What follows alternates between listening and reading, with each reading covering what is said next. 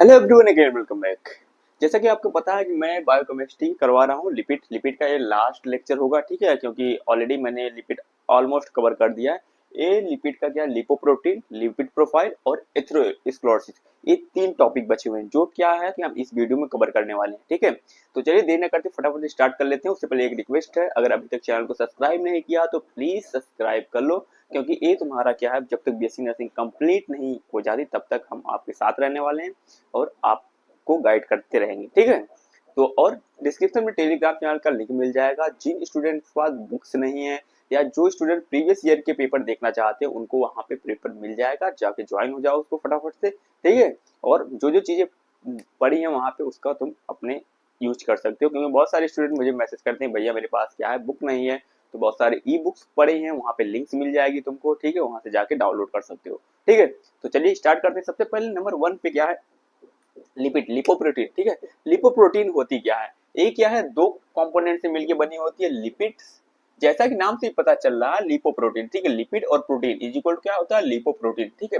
जैसे नाम से इसके पता चल रहा है लिपोप्रोटीन, ठीक है। तो इसमें क्या है, लिपोप्रोटीन में कंपोनेंट होता है लिपिड्स एंड प्रोटीन का, दोनों का कंपोनेंट्स होता है जो मिलकर बनाता है लिपोप्रोटीन, ठीक है।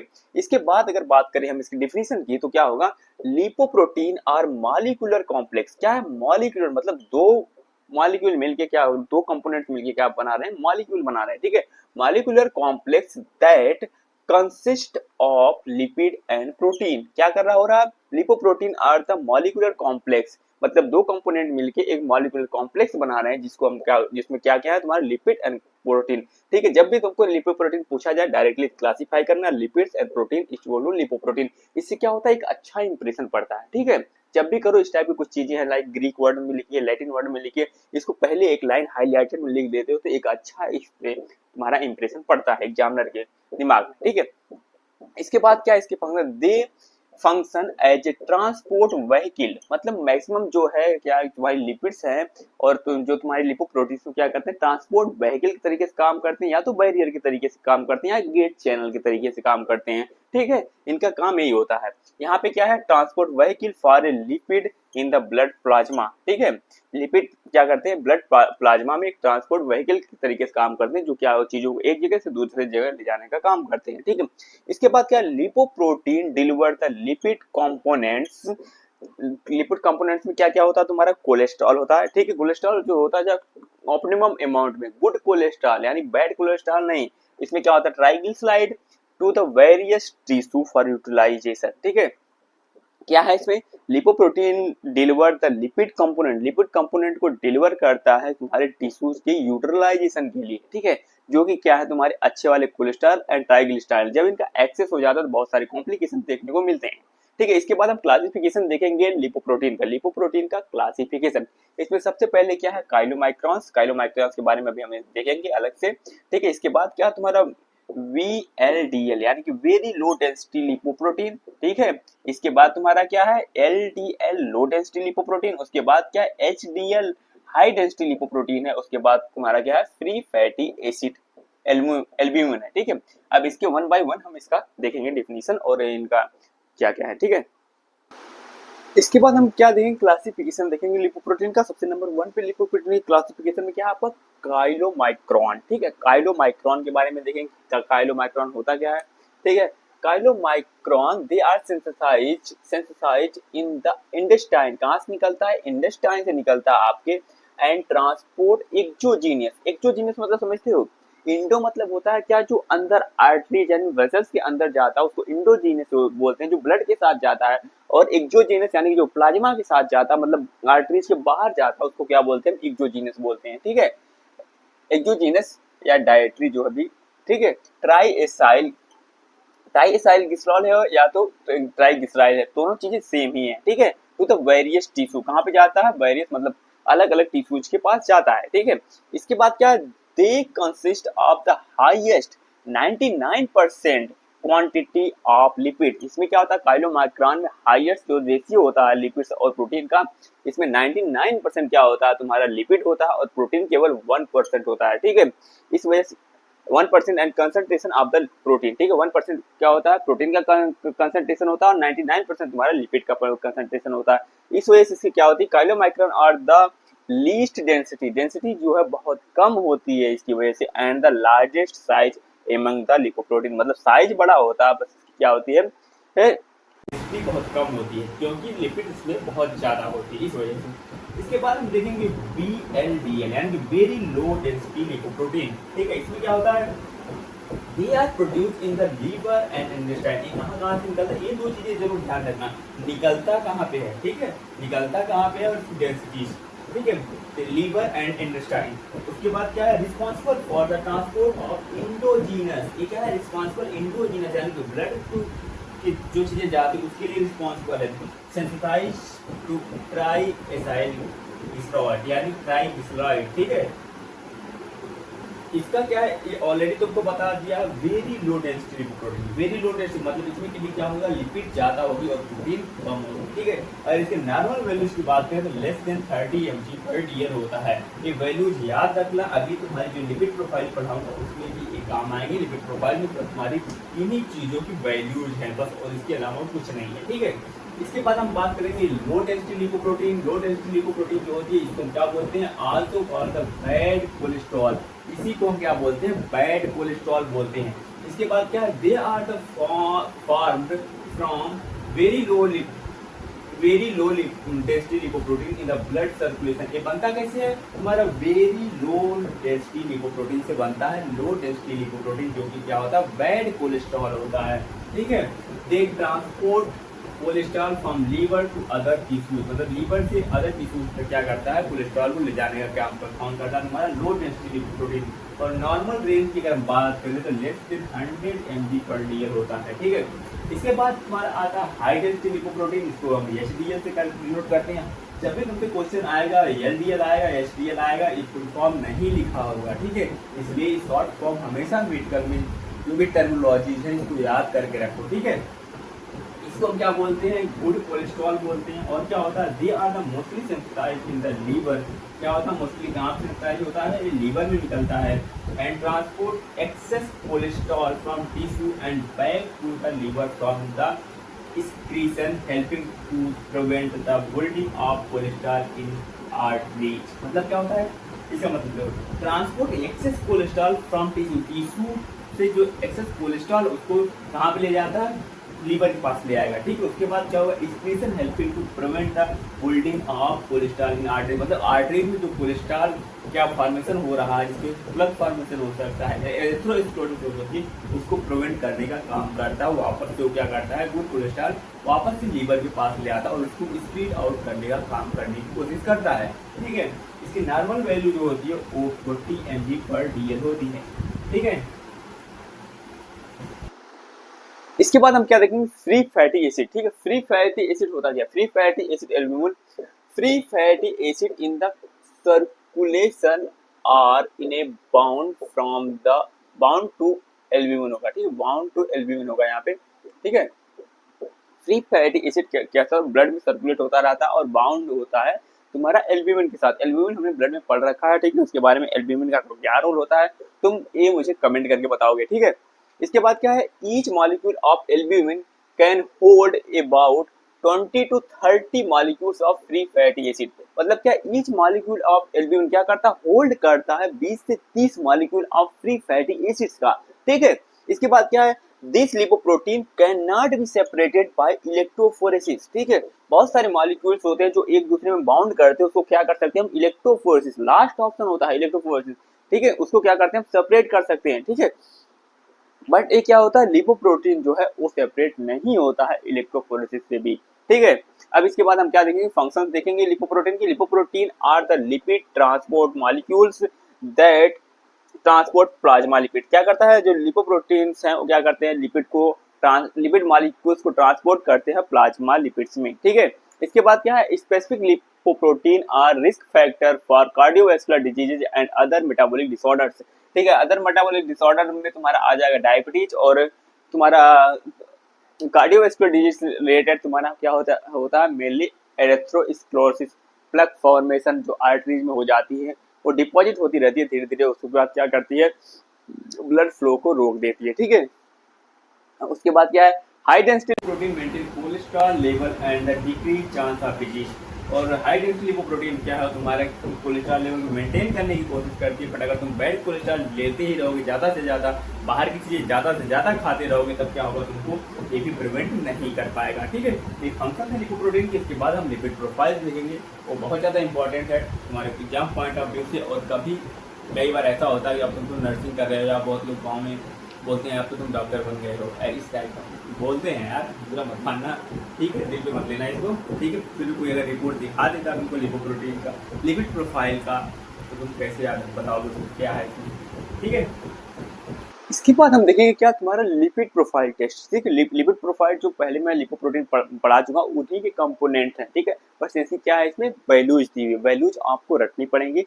मैं बट लास्ट में बता दूंगा कैसे आप क्या कर सकते हो। ठीक है, एक वैल्यू याद कर लोगे, उसके बाद चीज़ों आसान मतलब ईजी हो जाएंगी। ठीक है, तो सबसे पहले क्या होता है, लिपिड प्रोफाइल टेस्ट होता क्या है। ठीक है, इसमें क्या तुम्हारा lipid profile test in a group of tests in which determine the type of lipid content in our blood stream। मतलब क्या होता है, तो जो तुम्हारा लिपिड प्रोफाइल टेस्ट होता है, इसमें क्या होता है कि जो तुम्हारे लिपिड से कंपोनेंट्स होते हैं ब्लड में, उसके बारे में क्या है हमको पता लगाना है। ठीक है, ये तुम्हारा क्या हो सकता है, इसमें कोलेस्ट्रॉल हो सकता है, ट्राइग्लिसराइड हो सकती है, और क्या होता है एचडीएल, हाई डेंसिटी लिपोप्रोटीन, लो डेंसिटी लिपोप्रोटीन और वेरी लो डेंसिटी लिपोप्रोटीन होते हैं तुम्हारे ब्लड स्ट्रीम में।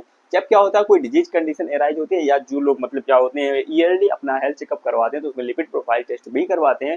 ठीक है, तो उसमें ये देखते हैं कहीं हमारा कोलेस्ट्रॉल लेवल बढ़ नहीं रहा, कहीं हम हार्ट डिजीज कंडीशन की साइड नहीं जा रहे हैं, या कोई मेटाबॉलिक डिसऑर्डर लाइक डायबिटीज नहीं हो रहा, मतलब कोई लॉन्ग टाइम तक केवल बैठे बैठे ही काम करता रहता है, तो उसमें क्या होता है कि ये सब डिजीज कंडीशन एराइज होने की प्रोबेबिलिटी बहुत ज़्यादा बढ़ जाती है। अगर कोई बाहर का बहुत ज़्यादा खा रहा, फास्ट फूड खा रहा बहुत ज़्यादा, तो उसमें भी क्या होता है, कार्डियोवैस्कुलर डिजीज या मेटाबॉलिक डिसऑर्डर होने की प्रोबेबिलिटी बहुत ज़्यादा बढ़ जाती है। ठीक है, तो इसमें तुम्हारा सबसे पहले आता है टोटल कोलेस्ट्रॉल। ठीक है, टोटल कोलेस्ट्रॉल इसको mg/dl और मिलीमोल पर लीटर में भी है। ठीक है, और का मिलीमोल पर लीटर मैंने इसलिए नहीं लिखा, तुमको कंफ्यूजन होगी, और उसको क्या करूंगा, मैं टेलीग्राम चैनल पे डाल दूंगा, वहां से तुम जाके देख लेना। ठीक है, तो सबसे पहले देखते हैं यहाँ टोटल कोलेस्ट्रॉल का जो ऑप्टिमम, इंटरमीडिएट और हाई।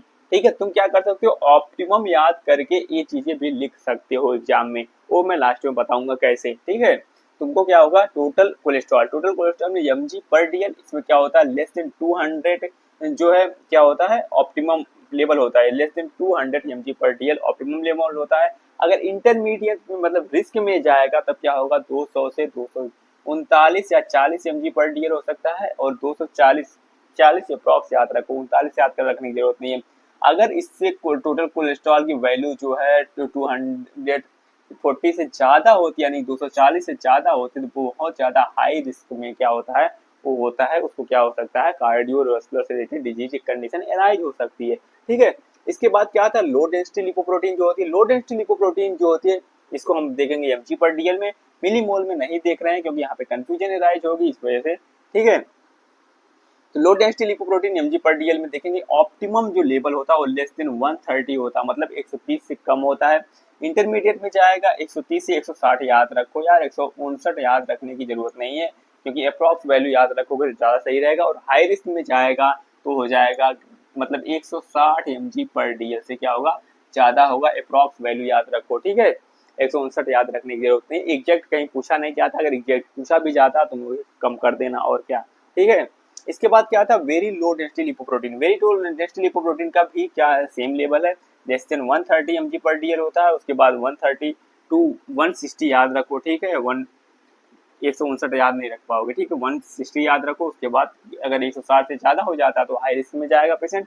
इसके बाद क्या हो, तुम्हारा HDL यानी गुड कोलेस्ट्रॉल जो होता है, वो क्या होता है, ग्रेटर देन 60 होता है, मतलब क्या होता है कि 60 से ज़्यादा होता है उसका ऑप्टिमम लेवल, और 40 से 60 के बीच में है तो इंटरमीडिएट होगा, और 40 से कम आ रहा है, यानी कि गुड कोलेस्ट्रॉल का लेवल बॉडी में कम आ रहा है 40 से, तो क्या होगा, वो हाई रिस्क में होगा कार्डियोवैस्कुलर रिलेटेड डिजीज का कंडीशन एराइज होने में, क्योंकि वो स्क्रीट आउट नहीं करा पाएगा बैड कोलेस्ट्रॉल का, इस वजह से। ठीक है, गुड कोलेस्ट्रॉल बॉडी में जितना ज़्यादा रहे उतना अच्छा रहेगा। ठीक है, इसके बाद तुम्हारा ट्राइग्लिसराइड्स आता है। ट्राइग्लिसराइड्स की जो नॉर्मल वैल्यू होती है मैंने ऑलरेडी बता रखा है, लेस देन 150 mg/dl होता है, और इसकी इंटरमीडिएट वैल्यू होती है 150 से 200 याद रखो, सीधे सीधे 199 याद रखने की जरूरत नहीं है। ठीक है, इसके बाद क्या है, ग्रेटर देन 200 अगर हो जाती है तब क्या होगा, हाई रिस्क में जाएगा तुम्हारा पेशेंट। ठीक है, अब बारी आती है तुम याद कैसे रखोगे। याद रखने की ये वैल्यू याद रखने की जरूरत नहीं, जब भी तुम्हारे एग्जाम में आएगा वो रिटन फॉर्म में आता है, हमेशा ये वैल्यू याद रखना, इंटरमीडिएट वाली कितनी होती है, बस उससे क्या कर देना, मोर कर देना। तुमको कम करने की जरूरत बस एक जगह पे है, तुम्हारा HTL में। ठीक है, उसका लेस देन करना सब, और सबका मोर देन करना बस। ठीक है, बाकी तुमको ये वैल्यू तो याद करनी ही करनी पड़ेगी, हर जगह ये रखना ही पड़ेगा तुमको। ठीक है, इसके बाद लास्ट टॉपिक बचा अपना एरिथ्रोस्क्लेरोसिस, उसके बाद हम एरिथ्रोस्क्लेरोसिस देखेंगे। ठीक है, इसके बाद क्या है, लिपिड का हमारा लास्ट टॉपिक है एरिथ्रोस्क्लेरोसिस। ठीक है, एरिथ्रोस्क्लेरोसिस के बाद क्या होगा, तुम्हारा लिपिड पूरी तरीके से कंप्लीट हो जाएगा। इसके बाद हम स्टार्ट करेंगे आपका प्रोटीन। ठीक है, तो यहाँ पे देखेंगे सबसे पहले इसके डिफिनेशन देखते हैं एरिथ्रोस्क्लेरोसिस की। The the build up of fat, cholesterol and other substances in and the arteries wall। ठीक है, मतलब क्या है, build up of fat and other cholesterol substances क्या होते हैं, आर्टरीज के वॉल पे क्या होते हैं, चिपकना स्टार्ट हो जाते हैं। ठीक है, उसको हम क्या बोलते हैं, जब चिपकना स्टार्ट हो जाते हैं उसके बाद क्या होता है, धीरे धीरे करके बहुत ज्यादा डिपॉजिट हो जाता है वहां पे कोलेस्ट्रॉल। तो उसके बाद क्या हो जाता है, वो ब्लड फ्लो को ब्लॉक करना स्टार्ट करते हैं। जब ब्लड फ्लो पूरी तरीके से ब्लॉक हो जाता है तो उसको क्या बोलते हैं, एरिथ्रोस्क्लेरोसिस बोलते हैं। ठीक है, इसमें क्या नेक्स्ट क्या आपकी डिफिनेशन है, अब built up of cholesterol plug in the wall of the arteries and causing the obstruction of blood flow. ठीक है, जो मैंने अभी बताया सेम चीज लिखी हुई है यहाँ पे। ठीक है, इसके बाद अगर इंसिडेंस की बात करें इंडिया में, तो जो पर ईयर लगभग 10 मिलियन से ज्यादा लोगों को क्या हो रहा है, एरिथ्रोस्क्लेरोसिस या कार्डियोवैस्कुलर से रिलेटेड डिजीज एराइज हो रही है। बिकॉज आप पता है क्यों, क्योंकि सेडेटिव लाइफ स्टाइल, ठीक है, और फास्ट फूड का बहुत ज्यादा खाना, मतलब बाहर का खाना बहुत ज्यादा खाने की वजह से एक कंडीशन देखने को मिल रही है। ठीक है, इसके बाद अगर हम रिस्क फैक्टर की बात करें तो इसमें सबसे ज्यादा क्या है, हाई कोलेस्ट्रॉल ट्राइग्लिसराइड लेवल का, मतलब बॉडी में हाई कोलेस्ट्रॉल और ट्राइग्लिसराइड का लेवल, वही बाहर की चीजें खाने की वजह से हो रहा है।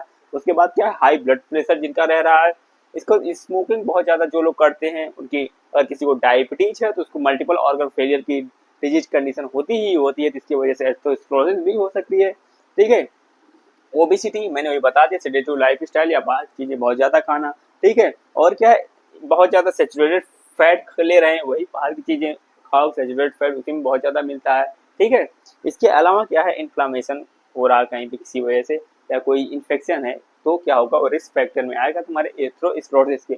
इसके बाद क्या साइन एंड सिम्टम की बात करें तो क्या होगा, चेस्ट पेन होगा या एंजाइना हो सकता है। ठीक है, इसके बाद क्या होगा, cramp in the बटक while walking, मतलब क्या होगा, क्रैम्प मतलब जो बटक से तुम्हारे क्या होगा, क्रैम्प होगा जब क्या होगा, तुम चलोगे तब। ठीक है, या फिर क्या हो सकता है, शॉर्टनेस ऑफ ब्रीथ और फटीग, मतलब वीकनेस रह सकती है। ठीक है, इसके बाद अगर डायग्नोसिस की बात करें तो हम CBC कराएंगे, जिसमें क्या कराएंगे, लिपिड प्रोफाइल कराएंगे तुम्हारा, और ECG करवाएंगे।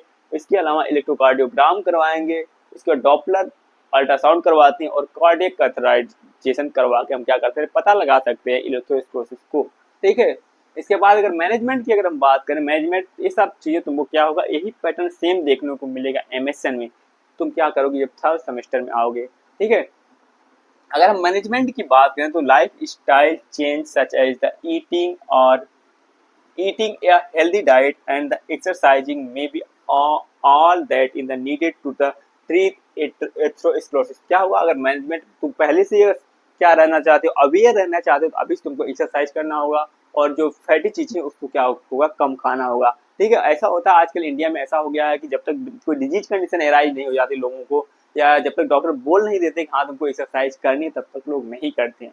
सबसे मेन प्रॉब्लम इंडिया की यही है इस टाइम पे। ठीक है, इसके बाद क्या है, मेडिकेशन लाइक तुमको स्टैटिन दे सकते हैं। ठीक है, या फिर सर्जिकल प्रोसीजर की जरूरत पड़ सकती है, जिसमें क्या करते हैं, बाईपास सर्जरी करवाते हैं या एंजियोप्लास्टी करवाते हैं। ये चीजें आगे लिखी हुई, लाइक देखो यहाँ पे, medication statin are commonly used to lower the blood cholesterol level, है तुमने NCERT में पढ़ रखी होगी। ठीक है, इसके अलावा जो है फार्मा में भी तुम पढ़ोगे, जब तुम्हारी फार्माकोलॉजी थर्ड सेमेस्टर में स्टार्ट होगी। अगर अभी पढ़ना चाहते हो तो लेक्चर बहुत सारे पढ़े हैं हमारे चैनल पे ही, जाके देख सकते हो।